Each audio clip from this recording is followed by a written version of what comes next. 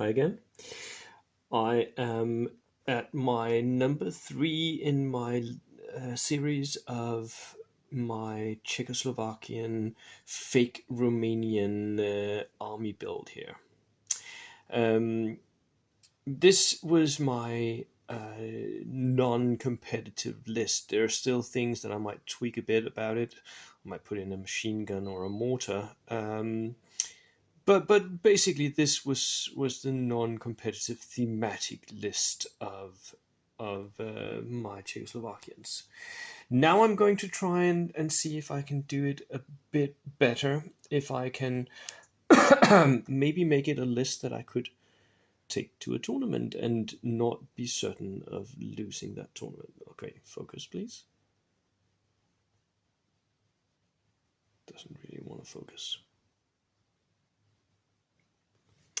So the first place I would start is I would make sure that I have the cheapest possible lieutenant and not have extra men.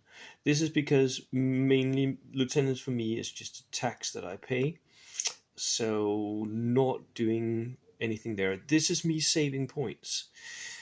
I would also go in. Last time I bought a motorcycle with a sidecar as an armored car choice. This was my German allies, even though I know Czechoslovakians did not have German allies, but the Romanians can have, right?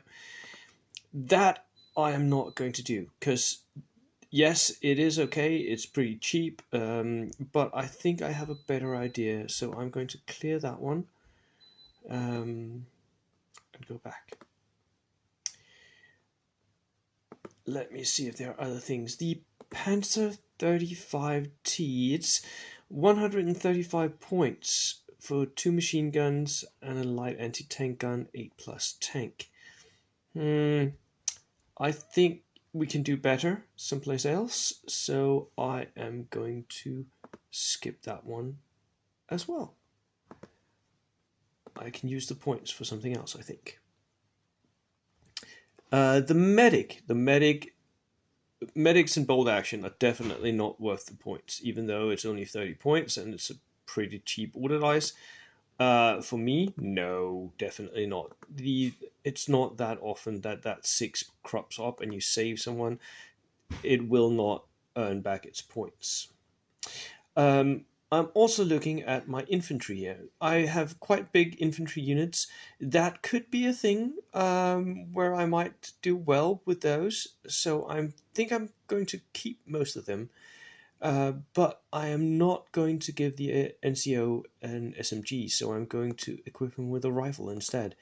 This will save me some points, and that one extra shot is not really that important because I also lose range, right?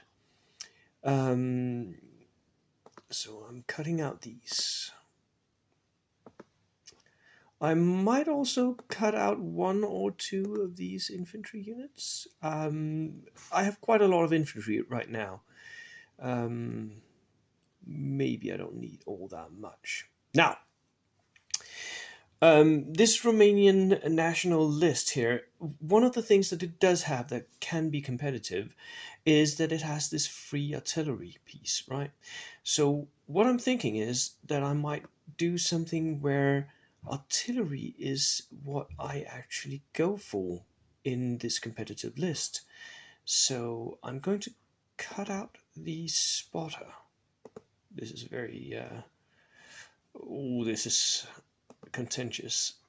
And I'm going to make my artillery as cheap as possible.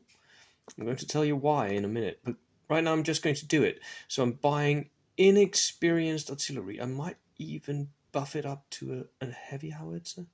No, let's just stay with a medium howitzer so far. Then I need more artillery in the list, because one of the things I do when I'm making competitive lists is that I sort of spam out on one thing that my national rules sort of give me the benefit of here. So I am buying a medium mortar team, and I'm doing it inexperienced. 35 points, very, very cheap. That is 3 pieces of inexperienced artillery. Why do I buy them inexperienced? Because I have so much infantry that are going to be out front, keeping the enemy away from my artillery.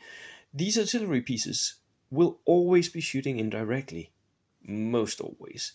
So I don't really need them to use spotters. I need them to be able to fire as cheaply as possible. And this is where I am going to go and get my German ally. Because I think I'm able to do this. I can go get a German artillery piece. Again, inexperienced, 60 points. Ding! Now I have a list where I have 3 mortars and a medium, 3 howitzers and a medium mortar. And I'm only at 800 points. This is my point. This is what I want to do. So, that was the basis. Cheers.